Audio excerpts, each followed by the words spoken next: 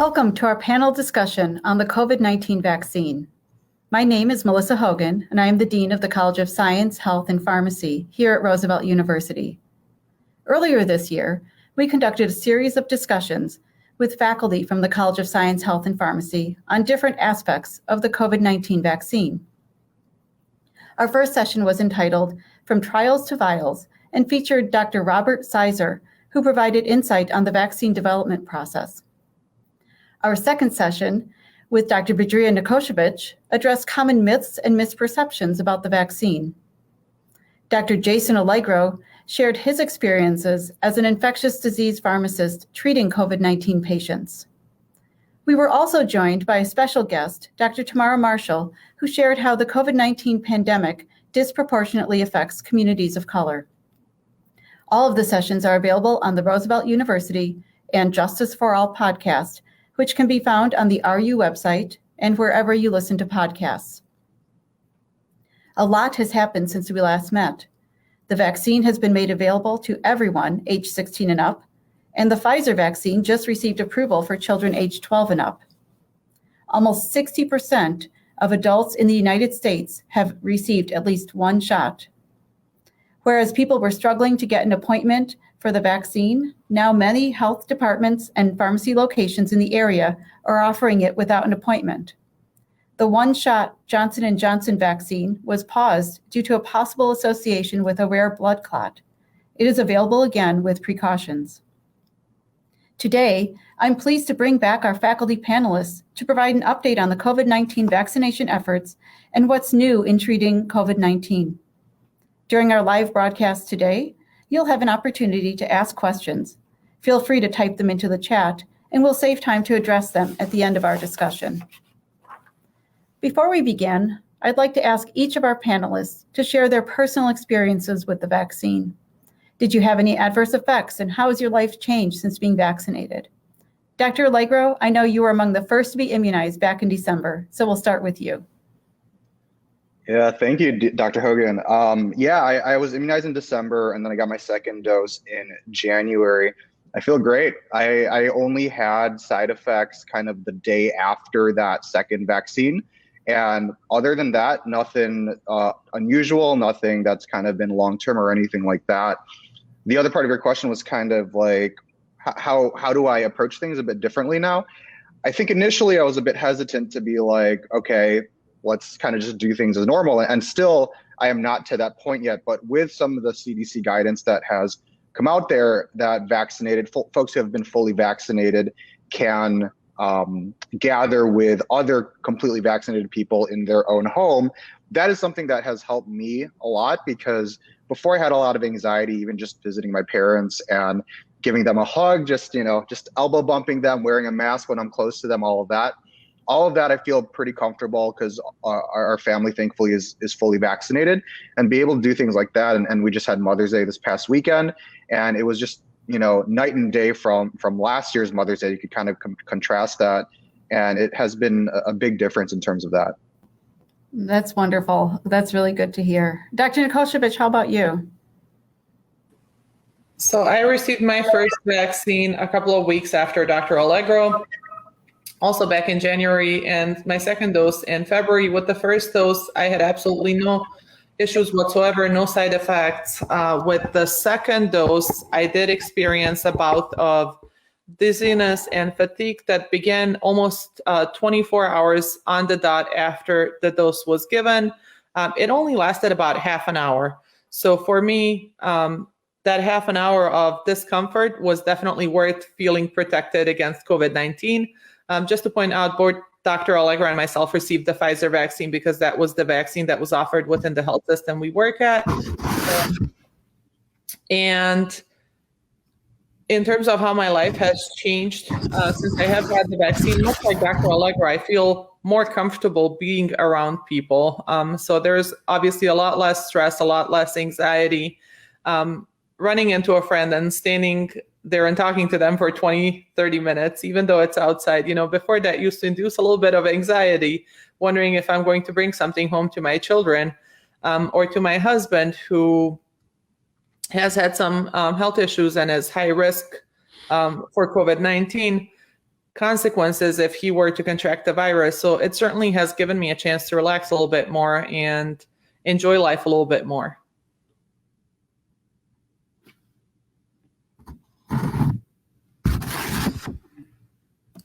Sorry about that, I was muted. How about you, Dr. Sizer? When we spoke last, you hadn't yet had an opportunity to be vaccinated. Have you gotten your vaccine now? I have. Relatively late to the party compared to the other panelists, but I'm about 2 weeks removed from the second dose of the Moderna mRNA vaccine, and I had very similar symptoms. I felt kind of sluggy after the second jab for a couple of days, but much better now. And I can certainly agree with the other comments that it feels like a relief, a chance to relax a little bit. But like the other panelists, I'm also, trying to stay aware of my interactions with people and just be mindful as we continue to start to do things that feel more normal again. Sounds great. It sounds like everyone's sort of getting back to normal slowly because of the vaccine. So that's wonderful. I have a lot of questions for all of you, so we're going to get started talking more about the vaccine and what's going on. So I think we're at the point in the US and especially in our area that the majority of people at greatest risk of complications have been able to get the vaccine. But at the same time, there are people who don't see the need to be vaccinated. So we'll start with you, Dr. Allegro. Do you think it's a safe bet for someone who's young and healthy, it's not at high risk for complications from COVID, not to get vaccinated? I know that there are people who contract COVID and barely even know they have it. So why should they get vaccinated? Yeah, that's a really good question. And I think there's a few different components to it. So if you kind of take a look at the risk factors for somebody that gets severe COVID, a young, healthy person who exercises and eats well and doesn't have any comorbidities, that's going to be very low in the totem pole in terms of getting severe COVID. And that's just the facts, and that's kind of the statistics as well. However, if that is kind of your demographic, and we may have some of those are college students, all of that. If you interact with somebody who is not within that demographic in whatever fashion, whether that is going home to your parents, going home to relatives or friends that may have these comorbid conditions, or maybe elderly, even obesity is a really big one that is a very common thing that we see in the United States that can lead to severe COVID. I've seen younger folks in the hospitals in their early 30s, late 20s that get COVID that gets bad enough to go into the hospital. So first of all, for the self, that is one person who you would be protecting by getting the vaccine. Then the other folks that you are with, even if they're vaccinated, you getting the vaccine helps reduce your transmission to them if you pick it up somewhere along the road. The other thing too is, I understand that there is, especially we're over 12 months into this, there is kind of this incentive to want to travel and go out and do all these things as things are starting to normalize. The vaccine will give you protection if you decide to do those things as well. And I think that anything that we can protect ourselves to do that will be helpful. And I guess the last thing, other than the classic things we think of with COVID that become severe COVID, is our respiratory failure and things like that, going to the ICU, getting intubated and whatnot. But we also have to think of the less severe things that we don't really know exactly what's going on with these yet, because we don't have enough time and enough experience with what they're calling long COVID. So having prolonged things like a loss of taste, a loss of smell, having things like inflammatory conditions that pop up because you had this viral infection. And then one of the, to me, one of the scary things is this thing they call brain fog, where there's just this cognitive haziness that you can't think as straight. And there are some reports that this has gone on for months and months and months afterwards. And who knows how that's going to affect younger people long term, especially in kind of more formative years of their life, even if that is, 18, 20, 25 and whatnot. So I think those are a handful of reasons that it's still advised to get the vaccine. And now with the changes in how the age groups are, that it's a bit more reasonable to do so. That makes sense. Dr. Nikosevich, what about folks who've recovered from COVID-19? Do they have natural immunity? Do they need to bother with the vaccine, or are they covered? There are several studies out there that actually show antibodies for COVID-19 might be present in the bodies of those who have recovered from COVID for a period of up to 8 months. However, when we consider that, we also have to keep in mind that just the fact that they're present doesn't mean that they're there at a level that is significant enough to confer protection against the virus itself. So if you'll recall back to when we talked last time, when vaccines were first coming out, CDC had recommended at that time that patients who had a natural COVID-19 infection wait up to 90 days to receive the first dose of the vaccine. And that was because there is some level of natural immunity that is conferred by the infection. However, this level of natural immunity varies significantly between patients. And while majority of the patients will develop the antibodies, there are patients who will not develop antibodies ever at a level significant enough to confer protection from future infection. So in terms of a recommendation for getting vaccinated, absolutely. Every patient who has had COVID and those who have not had COVID should be vaccinated against it. A vaccine has been shown in clinical trials to certainly confer protection for all patients who take it to some extent, with efficacy being in 94-95% range for the Moderna and Pfizer vaccines, and in about 72% range for the Johnson & Johnson vaccine that we have currently available. So certainly they should be vaccinated. Thank you. Can I jump in real quick? Oh, sure. Yeah, so one thing to add to that, Dr. Nikosevich, I completely agree with what you're saying. The other thing with those studies, not just they didn't just take a look at how many people ended up getting COVID, which that leads to the 94-95% efficacy rate. They also took a look at what were the levels of what they call neutralizing antibodies in patients that received the vaccine versus not.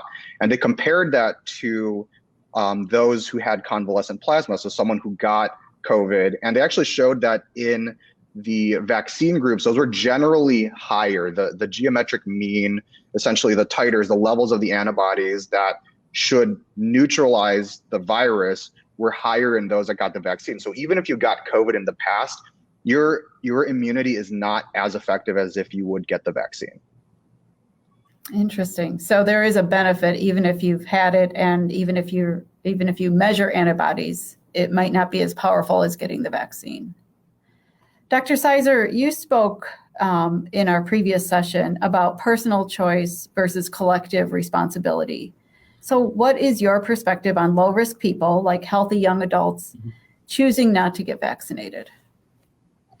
I think it's kind of important to think about what low risk means and to compare that against, again, the sort of personal distinction and the collective or social considerations that we want to make. So it's really good news that that younger people are less likely to have severe COVID or to die from COVID. It's really good news that we're seeing case rates and death rates start to decline again. And we're really coming through thanks to vaccination, thanks to people's continued vigilance. When we break down that data, it's kind of really interesting that the groups that are seeing the highest rates of decline and improvement are people who are older, and the vaccination rates are highest among those groups as well. Younger people are not getting vaccinated to the same extent, and they're still seeing kind of a leveling off, in some cases even a slight increase in the number of cases that they're getting. So that's the clearest indication that there is a strong connection between vaccination and case rates for these different groups. So that kind of leads us back to this idea that getting vaccinated is more than just a personal decision with a personal outcome, with an individual outcome. So we talk about vaccine status. We talked about, are you vaccinated? Are you not? But, really what we ought to be talking about more is what that mindset sort of represents. And I would like to sort of remind people that, the information that we have shows that vaccination, as we've heard about from the other panelists, confers not only protection and benefit to you, but to the people that you can come in contact with. And so getting vaccinated lowers everybody's risks. Even if you're already at low risk, it makes you even lower risk. And it comes at very little personal cost to you because there's no cost to get the vaccine. There's very little chance of side effects or anything that could put you at a disadvantage, medically, financially, whatever. Thank you. So clearly all three of you have very compelling reasons that people should be vaccinated, regardless of risk. Certainly if you're high risk, but even if you consider yourself low risk, you might still suffer complications, you might still be spreading the infection. But vaccine hesitancy is being identified as a major concern in the vaccine rollout. And there is a lot of conflicting information out there about the vaccines. Let's start with you, Dr. Nikosevich. How do you think we can best support people who are truly concerned about safety around the vaccines? As you pointed out, Dr. Hogan, vaccine hesitancy is one of the most pressing concerns at this point in time. A lot of the patients are expressing concerns about the safety, about the efficacy of the vaccine, about the duration of the clinical trials. And I think one of the best ways that we can support those with concerns regarding the vaccines is to do exactly what we're trying to do here today, to educate others. So I've spent countless hours over the past weeks, months, talking to not only patients, friends, and family members, but also random people in the grocery store, complete strangers that I will run into that, I've just met, and they will tell me that they're not confident about vaccines. And I'll sit there and I'll just talk to them about the data for half an hour. I always say it's not my job to convince anyone, but it is my job to provide them with accurate information regarding the vaccines so that they can understand both sides of the story. For those that are not healthcare providers, you can still take an opportunity to educate others. You can do that by sharing trustworthy information from the CDC.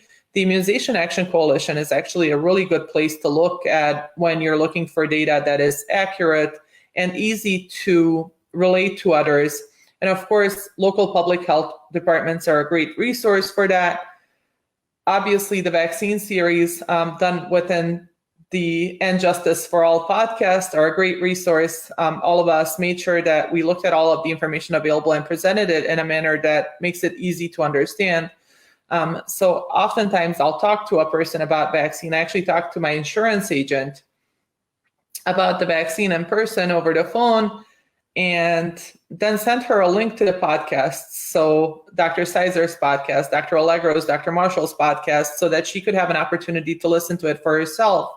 And I received an email back from her saying, thank you so much. I've shared this with several friends who are now more open to the vaccine as well.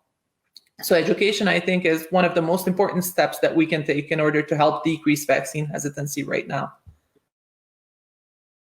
That makes a lot of sense. I've heard that the most important source of information is really a trusted person, right? So your pharmacist, your physician, your other healthcare providers, your professors at a trusted university, all good sources of information.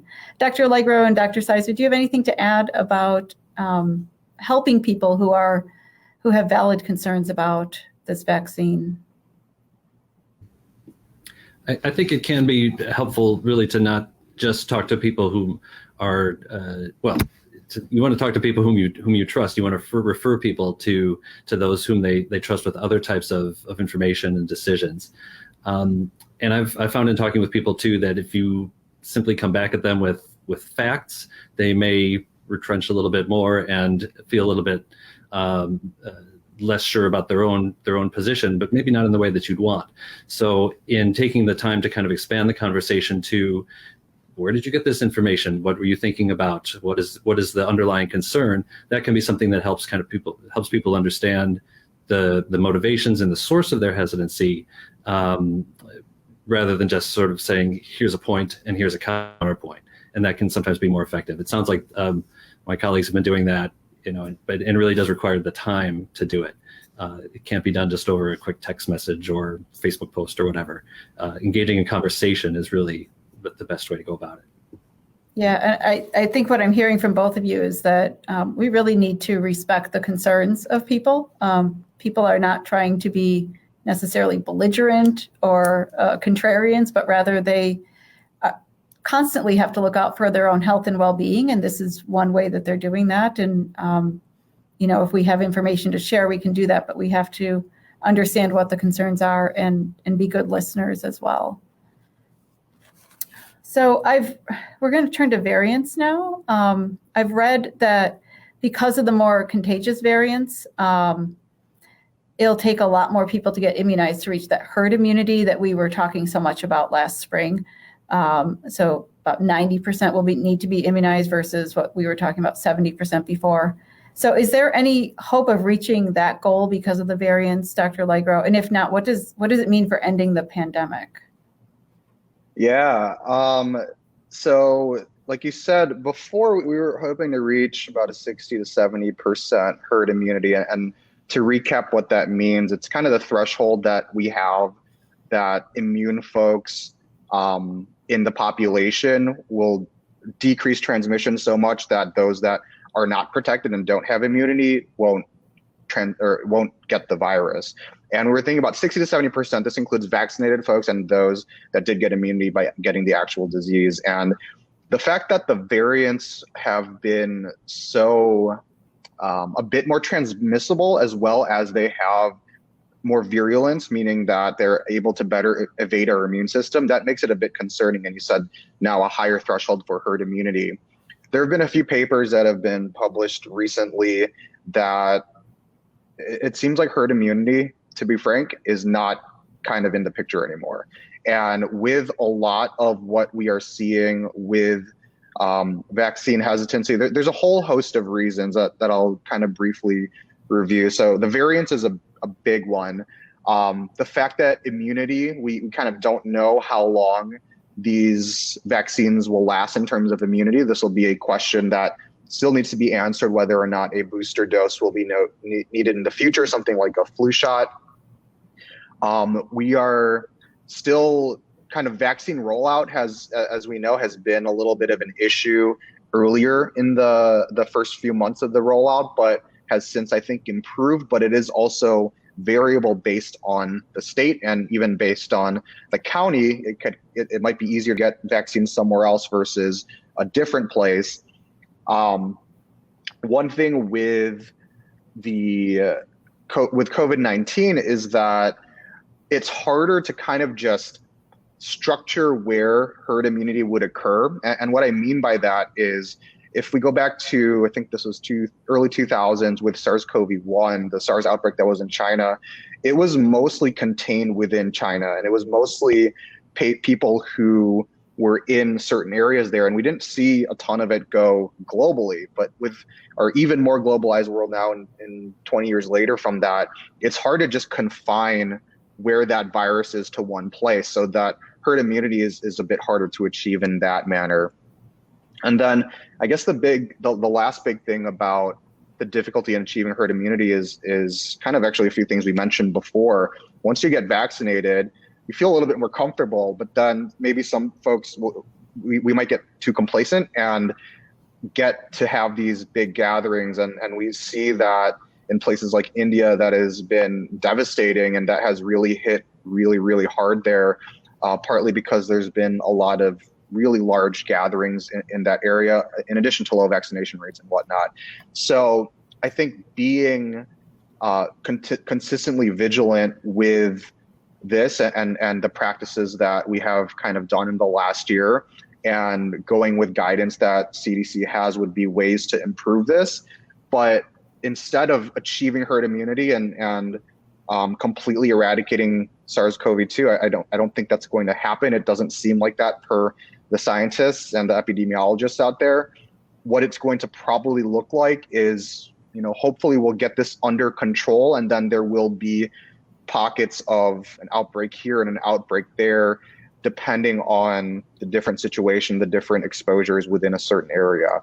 And that's kind of what, our quote unquote new normal may potentially look like, which that's not ideal, but I think facing that and figuring out how to best approach that is kind of our next journey. Oh, so that's not the greatest news. And so it sounds like if we have high vaccination rates in a certain area, there will be less likely an outbreak, but there'll be pockets where there's low vaccination rates where there might be continued resurgence of the virus. Yeah. So let's talk a little bit more about those variants. There was a lot of concern initially that our vaccines weren't going to work against them, that these wonderful tools that were being unleashed on our society, that we were so happy to have, weren't going to work. Is that the case? Which one is most prevalent in this area, and do the vaccines actually work? Dr. Nikosevich, I'll give this one to you.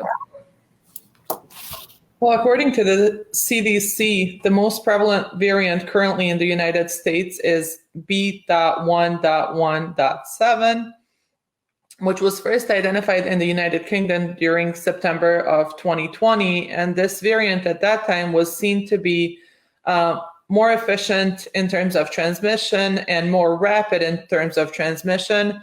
And some of the data that we originally saw from the United Kingdom suggested that this variant might actually be associated with an increased risk of death compared to some of the other variants that we had seen prior to that. In terms of whether or not the vaccines work, there's actually a lot of very encouraging data coming out regarding both the Pfizer and the Moderna vaccines. So the Pfizer vaccine, there were actually two big studies that were released, one out of Israel, the other one out of Qatar. And it's essentially data from real world use of the Pfizer vaccine within these countries. And this data suggests that the vaccine can prevent the worst outcomes, including severe pneumonia and death caused by B.1.1.7 and B.1.351, which was the variant first identified in South Africa. The data from Qatar specifically indicates that the vaccine is about 88% effective, I'm averaging it out, at preventing infection with B.1.1.7 at 2 weeks after the second dose of the vaccine, which is when we typically see the full immunity developed from the vaccine. And it is about 73% effective at preventing infection with B.1.351, which is that South African strain. The vaccine was also shown to be about 97.4% effective at preventing severe, critical, or fatal disease from any form of COVID, and 100% effective at preventing severe, critical, or fatal disease caused by either of these two strains, so either B.1.1.7 or B.1.351. In Israel, the data that was released from there shows that the vaccine was more than 95% effective at protecting against COVID infection, hospitalization, and death among people fully vaccinated over the age of 16. And in patients over 85 years of age, it was more than 94% effective at preventing infection, hospitalization, and death. So certainly we're seeing very high efficacy from the Pfizer vaccine with both B.1.1.7 and B.1.351 variants. With Moderna, they were actually testing out two different types of booster doses. One was the original Moderna vaccine that they were utilizing as a booster dose. The other one was a modified dose that was specific to the B.1.351 variant. And both of these booster doses were shown to significantly enhance immune responses against South African B.1.351 and the Brazilian P1 variant. So data from that one, specific numbers have not been released just yet, but there is encouraging data on that front as well. And then last vaccine that we have available in the United States is the Johnson & Johnson vaccine, and that one was shown to be 64% effective against moderate to severe COVID in South Africa, where B.1.351 variant was identified in approximately 95% of COVID cases present at the time. And it was 82% effective against severe COVID beginning about 28 days post-vaccine. So it takes a little bit longer to build immunity with that one. But still, the numbers we're seeing are very good and definitely way above the threshold of 50 to 60% efficacy that FDA typically expects to see from vaccines. So this to me sounds like some of the best news that we've heard in a year.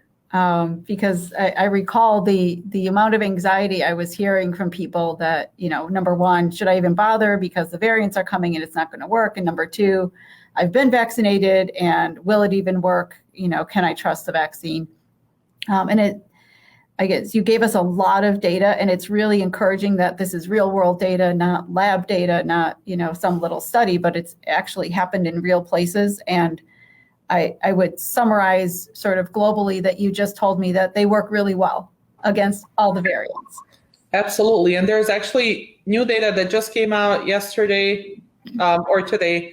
I'm mixing up my days, but there is brand new data that indicates that Pfizer and Moderna are likely effective against the B16171 variant, which was the variant that was recently identified in India that's leading to that large outbreak in India and the numerous deaths that are occurring there, unfortunately, right now due to the virus. So the news is certainly extremely encouraging to all of us. It makes me very happy to know that the vaccine does confer protective immunity against even the shifts in virus genetics that are causing more severe disease, it seems like, every day, but it's certainly very encouraging.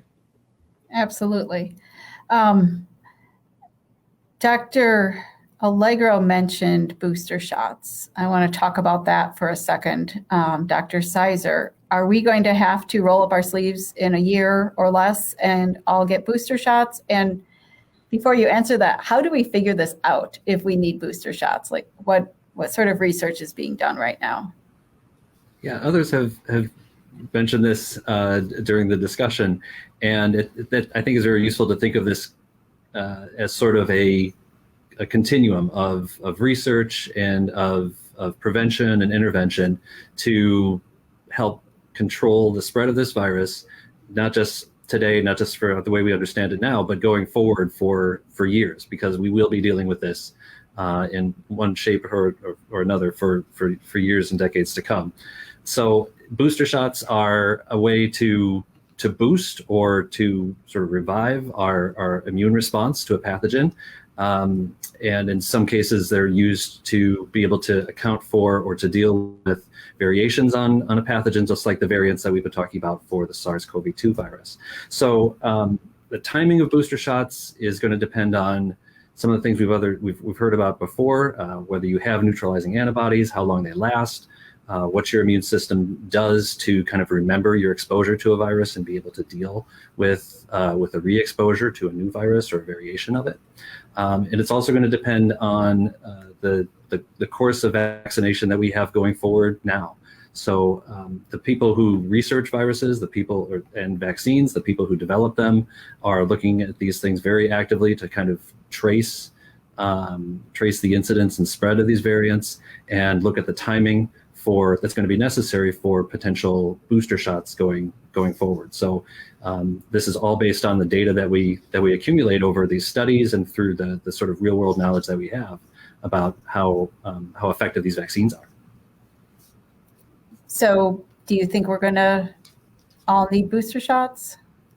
I think we can expect that we will be able to receive them. And there's some issues that come in with vaccine equity too, so there are places in the world where vaccination rates right now for first and second doses are much lower than they are here in the U.S. And so I think we should also be looking at how we can make sure that people are protected adequately and as large a scope and scale as we can manage, even as we're thinking about boosting and bolstering protection over a longer term. So we're going to turn now to one of the vaccines, the Johnson & Johnson vaccine. There was a big stir just a few weeks ago when it was put on pause. So I'm going to ask you all different things about this. And Dr. Sizer, we'll go right back to you. Can you explain the reason for the pause? And is this something the FDA commonly does, or was this something very unusual? It was certainly not an unprecedented event. And the fact that we were hearing about this pause, we were hearing about the reasons for it, and that it was relatively brief period of time, all kind of attests to the fact that we have this system in place for getting information about vaccine effectiveness, complications, side effects, et cetera. So there's a whole reporting system that goes in that allows experts, from statisticians to physicians to a whole range of people, to see data on vaccination and find out how effective these things are and what people can expect afterwards. So in the case of this particular vaccine, there was a particular population of women under the age of 50 who were at a elevated risk of developing a specific type of rare blood clot as a complication of receiving this particular vaccine. So in addition to those side effects, then it was about 7 out of a million, 7 incidents per million women vaccinated under age 50, and about 1 in 1 million women who were vaccinated with this particular vaccine overall. So that's still a pretty low incidence rate, but it was enough to trigger this full review of all of the data, kind of figure out what the risks really were, and to kind of take this pause and say, look, we want to understand this condition. We want to let healthcare providers know what to look out for and how to treat this if they see it in their patients who have been vaccinated, and figure out how we're going to let people know so that they can make more informed decisions about what those risks might be and to whether it would be a good choice for them to have this particular vaccine. So again, to me, it sort of all attests to the fact that we have this reporting system. We can act on the data that we get to improve, the communication and reduce the risk, because that's what it's all about.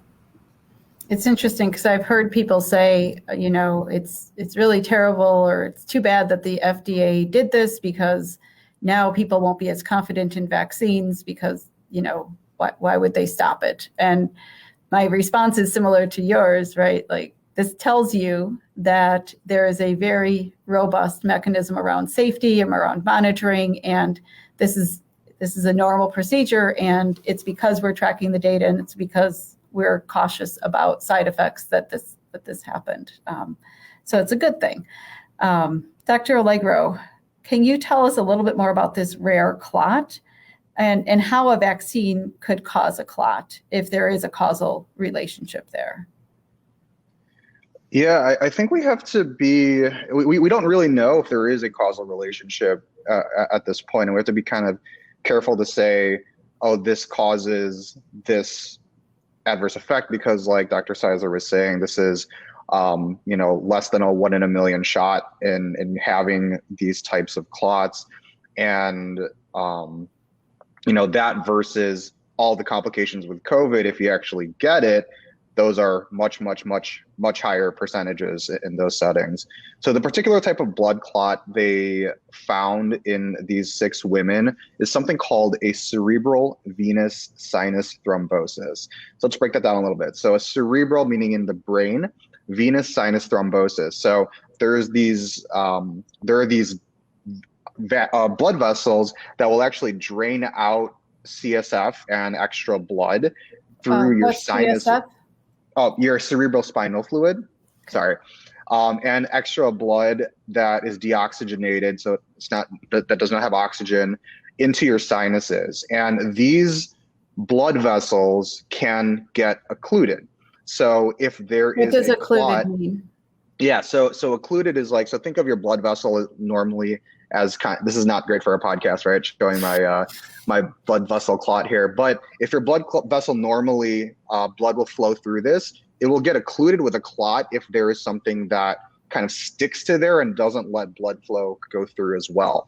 So this is what's happening, or what happened in these 6 patients, where there was a clot, a thrombosis that occurred in these women. And that was the thing that signaled, hey, there might be something going on here. Let's pause and let's kind of figure this out. They did. They took a look at those cases and they made a determination that it was not at high enough a risk to stop giving the vaccine, but it was something that it is a possible adverse effect from doing that.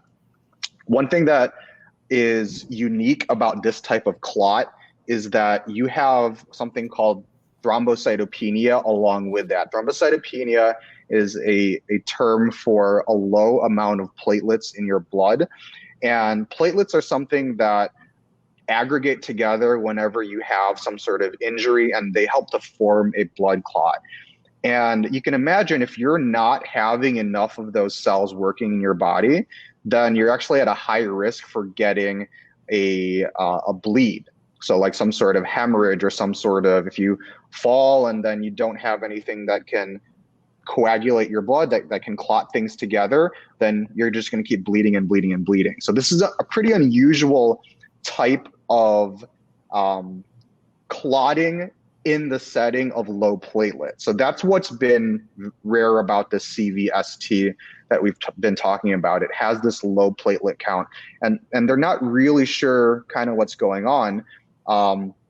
It's a similar adverse effect that they see with a drug called heparin, where when you give heparin, that actually causes your in some people and rare occasions, it causes your immune system to actually attack your platelets. So there are some theories like this may be a similar thing going on here, that there is an immune response that the vaccine is triggering that attacks your platelets.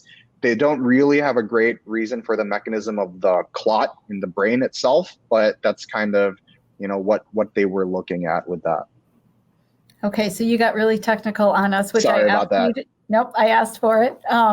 So I'm going to summarize and you're going to tell me if I've got it. So excellent. So there were, I think you said 6 women out of, I think, 7 million who got the shot. And these 6 women, had a clot inside their brain in a very specific location.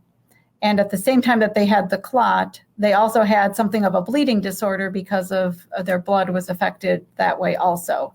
And it's possible, although not really known, it's possible that the vaccine could have triggered some sort of like immune disorder that led to all of this. But we don't really know yet if the vaccine caused it or not.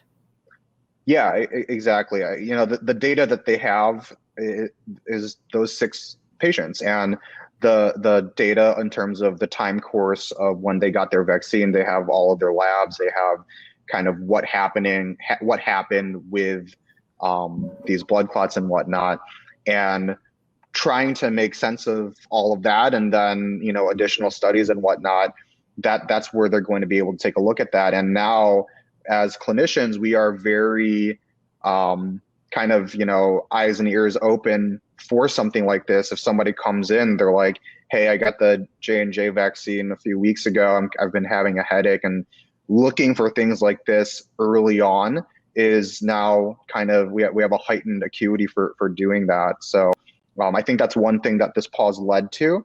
And like Dr. Sizer was saying, this is not an unusual thing at all. It's just something that in the middle of a pandemic, in the middle of your 3rd vaccine in your country, that the microscope is on this. But this happens all the time. If you subscribe to the FDA for their drug alerts, this happens you'll probably get alerts weekly where they're gonna have some sort of new alert, new warning. They might pause a trial or something like that. So the J&J vaccine is back and people can get that, or Moderna or Pfizer. Dr. Nikosevich, is there anyone who should just not get the J&J vaccine? Can women get it? What are the precautions? What's the practical takeaway for people who are looking to get their COVID vaccine?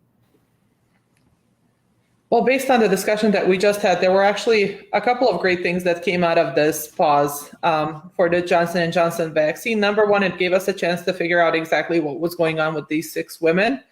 The other thing, as Dr. Allegro had mentioned, because of the interesting nature of this particular clot, where the patients also have thrombocytopenia associated with it, one of the things that FDA was able to do is actually create clinical guidelines for clinicians that warn them against using heparin for those patients. So that's sort of an important point to this. It gave them time to come up with a mechanism to manage these patients appropriately. And then it also led to some changes to vaccine labeling for this particular vaccine. So patients who have had a severe allergic reaction to this vaccine in the past are obviously contraindicated from receiving it again. So that remains to be a contraindication. That is not a change. However, the FDA did go ahead and add a precaution for women younger than 50 years old. And essentially what they said was these women need to be made aware of the risk of this blood clot that could occur that would involve the low platelets following vaccination. And they should also be told about the availability of other COVID-19 vaccines with which this particular risk was not observed. So specifically referring to mRNA vaccines that we have available, the Pfizer and Moderna vaccines, where this is not seen. As others have mentioned during our session today, vaccine availability has greatly increased over the past few months. So if a woman under the age of 50 is looking for a vaccine, as a clinician, you might steer them towards the Moderna or the Pfizer vaccine as opposed to the Johnson & Johnson at this point in time. But other than that, the vaccine remains safe and effective to use for our population. So I have a few more questions before we go to audience questions, and I'm going to ask you to just give me sort of as quick of an answer as you can, because I want to get to these next few questions. First one is the emergency use authorization has been discussed a lot, especially in the beginning. It's not considered a full approval, and some folks I've heard are waiting for these vaccines to get full approval. So Dr. Sizer, can you explain, are they going to get full approval? Should people be waiting for that? How does that work? Right. There's both the term approval and authorization have very specific meanings in this context. And this is one of those science things that we deal with. So the way we understand a word or term can be very different than how it's used in common language. So FDA approval refers to a full approval, which has lots of other sort of authorizations and legal implications. What we're talking about with these vaccines and with just one or two other drugs that are used for COVID treatment are emergency use authorizations. And that's to say, the authorization means that there's enough evidence to support the specific use of something for a specific purpose during the emergency. And no one can contest that we have been in an emergency, and so these vaccines are necessary and welcome. So, but they still operate under this emergency use authorization.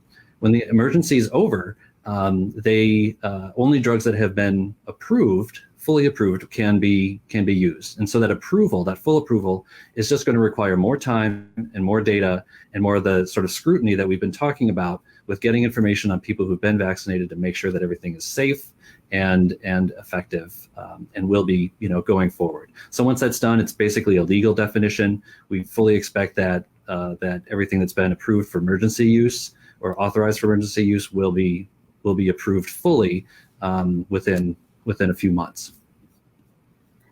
So would you say that someone who's kind of waiting for that, would it be advisable for them to wait, or should they just go ahead and get the vaccine? For an individual, I would say go ahead and get the vaccine. The way that full approval is going to affect things is really going to have to do with how these vaccines and drugs are marketed, legal definitions as for what employers can and can't do about requirements, et cetera. So if you're considering this on an individual basis, I would say we have plenty of evidence right now for you to make an informed decision. But if you're unsure about that and what it means, again, talk to somebody whom you trust and who understands this process so you can get all the information you need. And if I may add, Dr. Hogan, the evidence that we have is not going to change. So in terms of the vaccines obtaining full approval, these companies are utilizing exactly the same evidence that they utilized to obtain an EUA with maybe a little bit more additional data over the past few months that was collected as the vaccines were being given out. So truly the original evidence that was there that led to the EUA is the same evidence that will be used to obtain the full approval, more or less. So it's just a matter of time. It's just some more paperwork. Okay. Now we have Pfizer approved for use in children as young as 12, and we're talking about eventually getting approval for even younger children. Dr. Nikoshevich, can you tell us, is this something that people should be rushing out to do like they did to get themselves vaccinated? Should they wait till their next doctor's visit? If you've got a 12 or 13-year-old, how urgent is it to go ahead and get them vaccinated? Well, I'll start by telling you, I wish my kids were 12 and 13 already, because then I could get them vaccinated immediately. Unfortunately, they're not, so I have a little bit of waiting to do. Everyone should absolutely get their children vaccinated as soon as possible. The vaccine has been shown to be highly safe and effective in the study that was conducted by Pfizer, they had a total of 2,200 children, half in placebo, half in vaccine group. They showed 18 cases of COVID-19 in the placebo group, none in the vaccinated group. So extremely effective. Additionally, again, there is some evidence that vaccines may block transmission of SARS-CoV-2.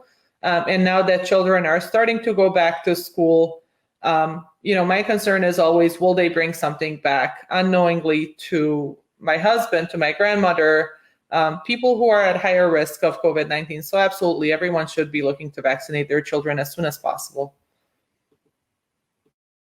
We're going to take just a moment and talk about the vaccination effort around the world, because, even though we're worried about rates of vaccination within the U.S. and in different areas of the U.S., it's almost a moot point if we don't get some progress around the world. So, Dr. Sizer, can you talk about that for a moment? How is that effort going forward? We'd heard earlier in the conversation about the what's going on in India. This is something that is not. We see it playing out there, but it's not something that is really sort of unique to India. The same sorts of issues that they encountered, not being prepared for a second wave, not having the healthcare systems and really in place to support it. Lower rates of vaccinations, even though they had supply, they were sending some things out of the country. This is something that could happen anywhere. So there are complications to the vaccination campaigns. We've seen some successes as well in some countries, such as Israel and parts of Europe. And it really just depends on, I think, that sort of collective will, strong leadership, clear messaging and communication, and that sense of kind of that societal obligation and duty that we have. So in places where that's been effective, vaccination campaigns have been effective. And in places where it's been a slower rollout or there have been complications, we've seen some of those consequences. So it's definitely something to monitor and to learn from, and not just look inside and say, look, what we're doing in the U.S. is going to be the only solution for us. We need to look worldwide as well. If I may add to that, we live in a global society, meaning diseases travel. So these diseases that at one point might have been limited to just Europe or just the United States or just Asia are now traveling from continent to continent very easily in a simple plane flight. I keep track of the Balkan area because that's where I'm from, so Eastern Europe. And we're extremely lucky here in the United States to have access to vaccines that are safe, that are effective, and that pretty much anyone can go out and get at this point in time. Many of the countries in Eastern Europe are just now beginning their rollout. Bosnia, the country that I was born in, started mass immunizations only about 3 weeks or so ago. Montenegro started them about 2 weeks ago on a mass scale where they're actually available to a larger part of their population. And as Dr. Sizer pointed out, unless most of the world is vaccinated, we really can't look forward to an end of this pandemic. So we have to keep in mind that taking care of your neighbor in this case is just as important as taking care of yourself. That's a really good point. I want to take just a moment and talk about treatment of COVID-19 and whether or not there have been any advances. Dr. Allegro? There haven't been too many changes since I spoke to you guys in March. We use dexamethasone, we use remdesivir, our antiviral, and our steroid and our antiviral, respectively. Other options, there hasn't been anything too landmark since then. One thing I do want to comment on, though, is we did receive word from our national American Society of Health Systems Pharmacy, specifically for Illinois, that they are recommending against the use of these long-worded monoclonal antibodies I talked about last time. So bamlanivimab and estevimab specifically, they're recommending against that use in the state of Illinois because they have shown to have poor effectiveness against the Brazil strain, the P1 strain, and there actually are increased rates of that variant in Illinois.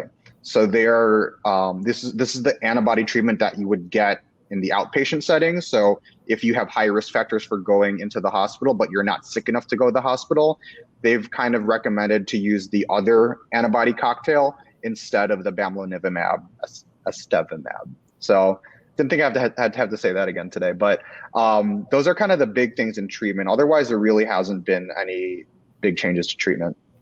Awesome, thank you. And thank you all for your insights. We do have some questions coming in from the audience, so I want to take a moment and get your responses to those. The first one is, what is the efficacy percentage of the Pfizer vaccine for children 12 to 15? Dr. Nikosevich, do you know those numbers?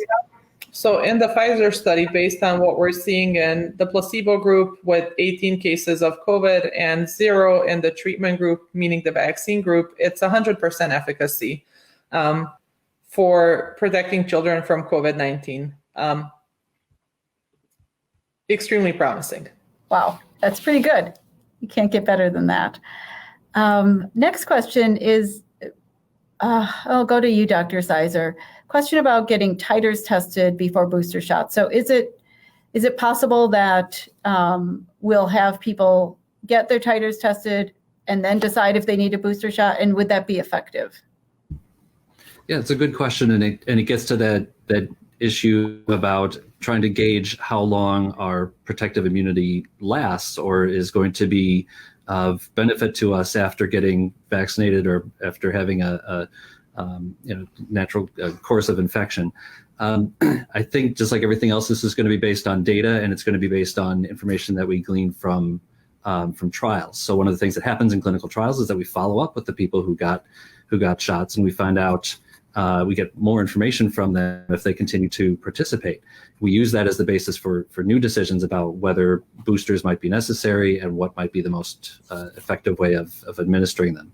So I would doubt that individuals would need to have a test before they got a booster. It would probably be a matter of determining when a good time interval would be for a booster shot and what would be in that booster shot for people who have already gotten vaccinated. And then we would continue to have these categories of the population, different parts of the population getting booster shots as indicated, rather than making it an individual sort of basis. Got it. So that's a possibility, and there's more research to be done. I have a two-part question in the chat, so I want to read the whole thing. It says, do you believe incentivizing vaccinations, perhaps through monetary awards, can help the U.S. achieve herd immunity? And what positive or negative precedents could this set for future global health emergencies? I guess my response with regards to future global health emergencies would be, hopefully we won't see another one during our lifetime. So by the time another one like this comes around, I'm hoping that it will be a new generation and we don't have to worry about precedents. And that our children have horrible memory, which, if you gauge it by how they listen to us, their memories are terrible. In terms of incentivizing vaccinations, I do believe that incentivizing vaccinations can be very helpful in achieving higher immunization rates. In terms of achieving herd immunity, we may or may not get there, as others have explained during our session today, but it certainly will help improve immunization rates, and anything we can do to achieve that is certainly valuable. I know, as a pharmacist, having worked in a community, anytime we had an incentive of some sort available to patients, we saw an increased uptake in that particular service. So certainly helpful. Whether or not it'll get us to herd immunity, possibly get us very close to it. And if there is anything we can do to even improve vaccination rates by 10%, I'm all for it. I'd agree with that. And I'd say that one thing that has been effective so far is making these vaccines available free of charge. We report information about insurance coverage, et cetera, but we're not putting that as any sort of obstacle to obtaining the vaccination. And I think that's going to be important for future vaccinations, these booster shots as well. And I believe the Biden administration has already pledged to make those free going forward. And I believe some insurance companies actually are incentivizing those that they're covered buy, things like gift cards or discounts and things like that. And, it makes a lot of sense for them to do that because it would be a lot easier to cover your COVID. Well, it's already covered, but to incentivize that versus covering someone who's hospitalized for COVID. Those are all really good points. I have a new question in the chat to help clarify what we just talked about. Can someone explain what titers are?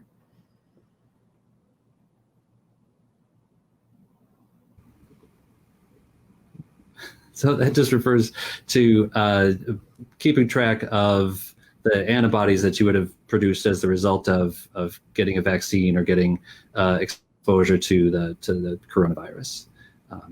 So that's something that one of the most direct measures we have to find out how well protected you are, what your immune system has done in response. Excellent. So that's just that blood test to check to see how you're doing with that. I have two very brief questions, and then we're going to have to wrap up. Can and should pregnant women get the vaccine? Do we know more about that at this point? Dr. Nikosevich, I'll go to you. So we have a little bit of additional data available regarding pregnant women and COVID-19 vaccines at this point in time. And CDC does recommend that pregnant women do receive the vaccine at this point in time. And what about the effect of the vaccines on fertility? That's probably the most common reason that I've heard that some people are avoiding the vaccine is because of what they've heard. And I know we talked about this before, Dr. Nikosevich, but can you address it really briefly? Absolutely. So that information certainly has not changed since the last time we spoke. There is some similarity between the protein that is involved, the spike protein that is present on COVID-19 molecule, and it's very similar to a spike protein that is present within the human placenta that's responsible for helping adhesion of the placenta and essentially the progression of the pregnancy to continue. However, that similarity is not close enough to where the vaccine would actually impact the ability of that protein within the placenta to perform its function and to allow for implantation of the placenta and the progression of pregnancy. So yes, there is a similarity, but like I explained last time, it's like having a phone number that starts with 773 in Chicago area. You could dial it and get 50,000 different people. There is no chance that this could actually happen where the placenta would not be able to implant because someone received the vaccine. And is it too soon, or do we have data that people who've gotten vaccinated have also subsequently successfully gotten pregnant?